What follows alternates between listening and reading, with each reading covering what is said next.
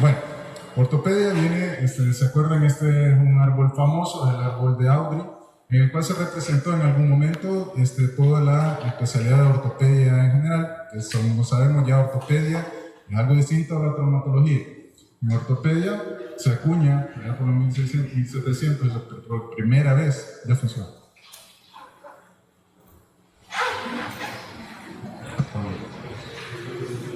¿Cómo así? Bueno, entonces, ortopedia provenía de la palabra de aborto, ortos, que significaba recto o derecho, y pedia, que significaba educación o formación.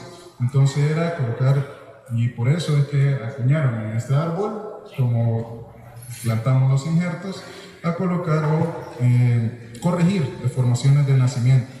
Entonces, luego se definió como el arte de prevenir y corregir en los niños las deformaciones del cuerpo. Y traumatología, como se definía, como el estudio y tratamiento de las lesiones traumáticas que afectan al sistema musculoesquelético, que ahí se incluye básicamente todo, ¿verdad? Los huesos, ligamentos, articulaciones, tendones y músculos. Y esta fue una lesión famosa para los que les gusta el fútbol, cuando Marcelo se va a la Copa Libertadores y lastimosamente lesionó a un jugador.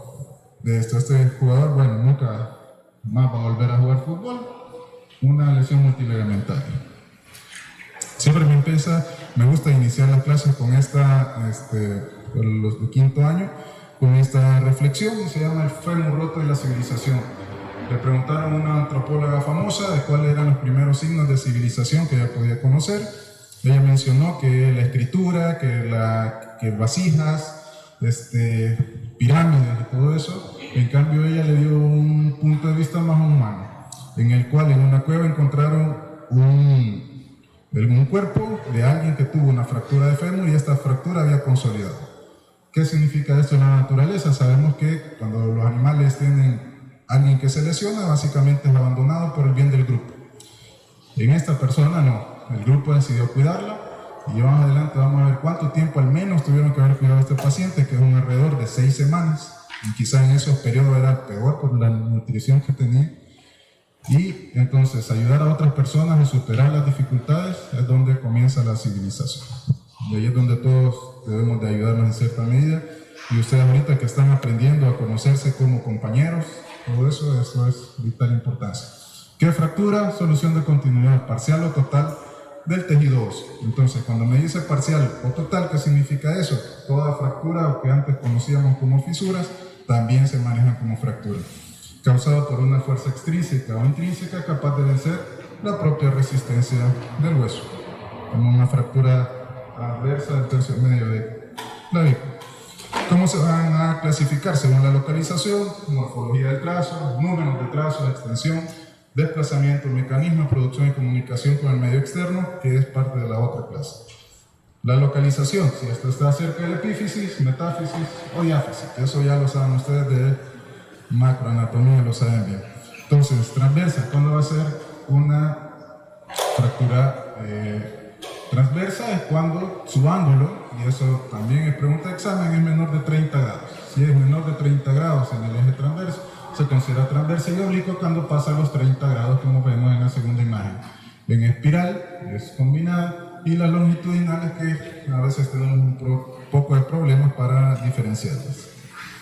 El número de trazos y fragmentos, simples y solamente hay dos partes, superior e inferior, o proximal y distal, multifragmentaria, más de 2 fragmentos, alas de mariposa, que son este tipo de fractura de medio, y conminutada cuando son básicamente incontables fragmentos.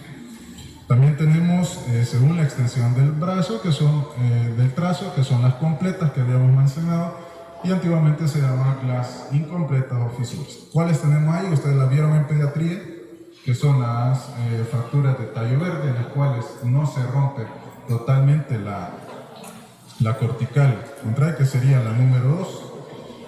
En toros, que significa una impactación de la metáfisis, generalmente de radio distal, y las famosas fisuras, que ahora siempre las vamos a manejar con, o sea, una fractura incompleta de radio. Según el desplazamiento, si este es longitudinal o diaficiario, vamos a colocar, según si está rotada, si hay traslación, que significa que en desplazamiento, por ejemplo, la que está abajo en la esquina derecha, desplazamiento lateral completo, o sea, el fragmento distal, estamos hablando que si nosotros vemos a la izquierda, ese es un fémur proximal. Aquí tenemos fémur distal. Entonces, el fragmento distal se desplazó hacia lateral, completada al 100%, acortamiento y sin angulación. En cambio, en la figura de abajo, en la par, tenemos también con angulación lateral, sin desplazamiento, y ahí nosotros nos podemos llegar a atrever por colocar algún ángulo, y eso se hace ya con medición. También tenemos el desplazamiento en el plano frontal, si esta es con antecorbatum, la primera es un radio cúbito, la segunda imagen una tibia que hace retrocorbatum. Si recordamos esas cosas en macroanatomía, según el plano sagital, si esta fractura se desvió en varo o valgo, varo ¿qué significa? Que se desplaza de la línea media, valgo que su ángulo va hacia la línea media. Entonces con los chicos que hemos rotado, esto siempre lo más fácil es ver el mediado la desviación de las rodillas. En valgo es la normalidad, un poco hacia el medio, digámoslo así, de la línea media. En cambio, varo es hacia la línea externa, hacia lateral.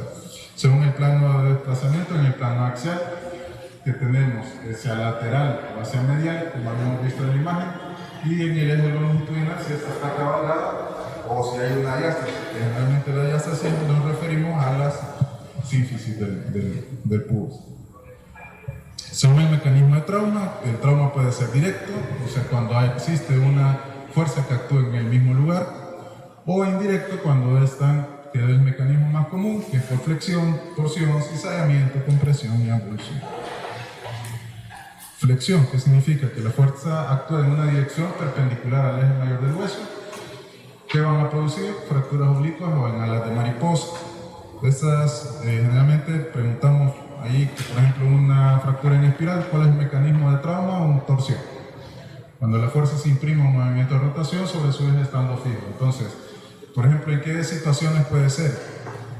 Y la situación, no sé si se recuerdan, hace unos años aparecieron que hacían dominadas bastante, y hay unos videos en los cuales hacen una fractura del húmero cuando están haciendo fuerza. Entonces ese era por mecanismo de torsión. Cuando nosotros íbamos a ver las fracturas, eran en espiral. O también si queda, por ejemplo, un tobillo fijo y hay un movimiento de rotación, que ahí existen las fracturas en espiral. Cizallamiento cuando la fuerza actúa en dirección paralela, y tenemos, esto va a generar las fracturas transversas. Eso es una generalidad, no es una regla. Y por compresión, que tenemos fracturas compresivas de las vértebras cuando tenemos pacientes que caen de grandes alturas, y fracturas por aplastamiento. ¿Cuál es esta? La de rodete metafisiario o toro, que será más común en los niños. También tenemos por ablución cuando hay desprendimiento de una inserción, ya sea tendinosa. Aquí tenemos el caso del tendón patelar, en el cual hay un movimiento de hiperflexión y arranca básicamente la tuberosidad tibial. Y esto es más frecuente en niños que todavía tienen abierta la epífisis.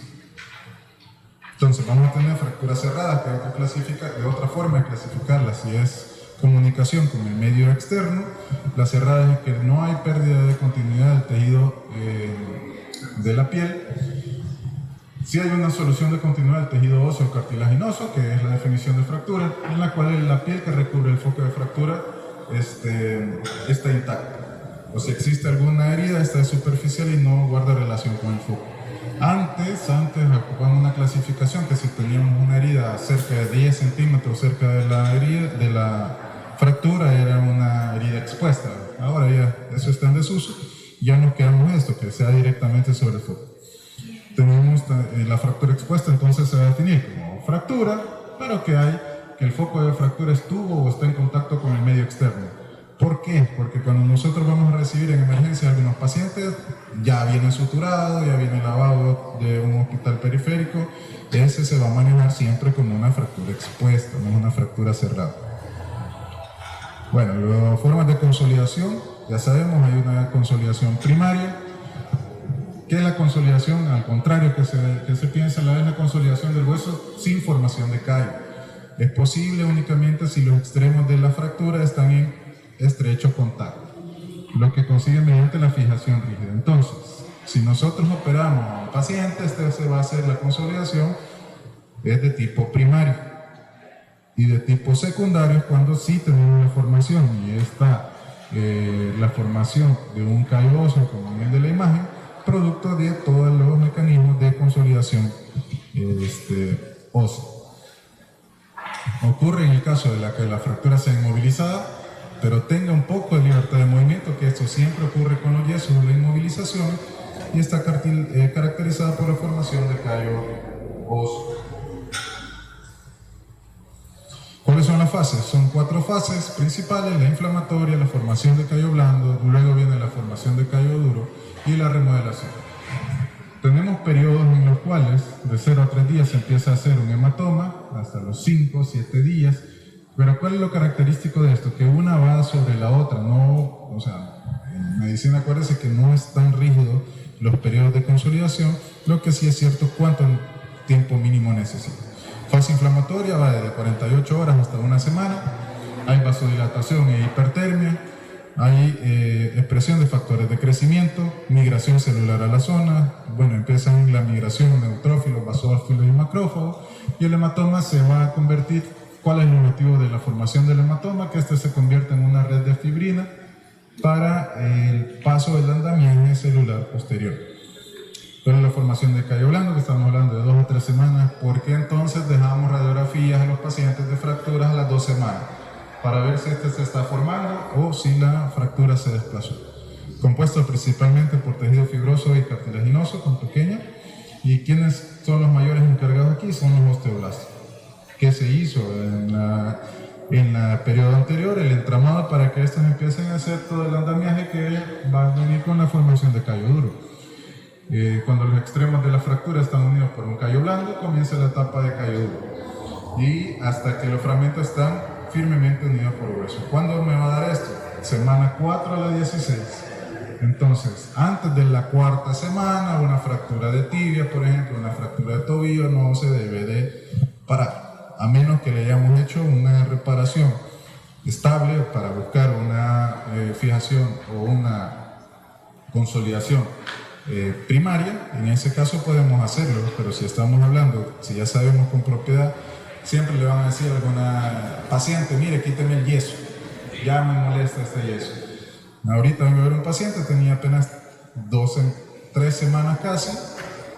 Bueno, se lo iba a quitar bajo su riesgo. Ya cuando le expliqué todo esto, ya con propiedad, y él me dice: no, mire, mejor esperemos a que esto pegue.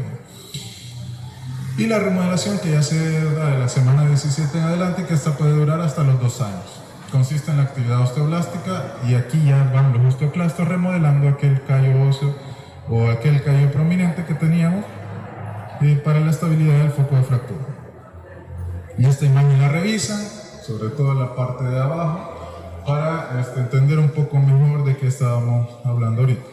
¿Cuáles son los síntomas? Dolor, pérdida de función, deformidad, pérdida de las equimos. Antiguamente se llamaba que la crepitación y la movilidad anormal ya se consideran signos patognomónicos de fractura. Lo vamos a considerar nosotros aún así que ahora ya esos conceptos cambiaron un poco.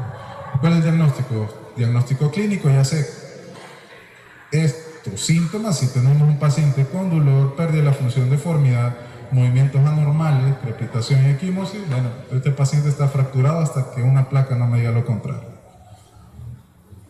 Y en las imágenes tenemos que tomar rayos X, AP y lateral para huesos largos y oblicuos para huesos cortos, o se juntan las tres. ¿Por qué es tan importante las 2 proyecciones? Y cuando ustedes, por ejemplo, que ahora es muy común, que ahora se hacen las interconsultas por teléfono, y a veces solo le mandan la placa en este paciente, si nos consultan, bueno, tiene un dolor, tiene edema, todo eso, bueno, pero no tiene fractura. Pero si yo veo la lateral o la oblicua, que sería en este caso la mano, si hay una fractura desplazada. Entonces siempre tenemos que tomar eso en cuenta. TAC cuando son fracturas cerca o periarticulares, y en unos casos cuando nosotros estamos sospechando lesión de tejido blando, resonancia magnética. Y aquí está un ejemplo de la importancia de los rayos X, AP y lateral.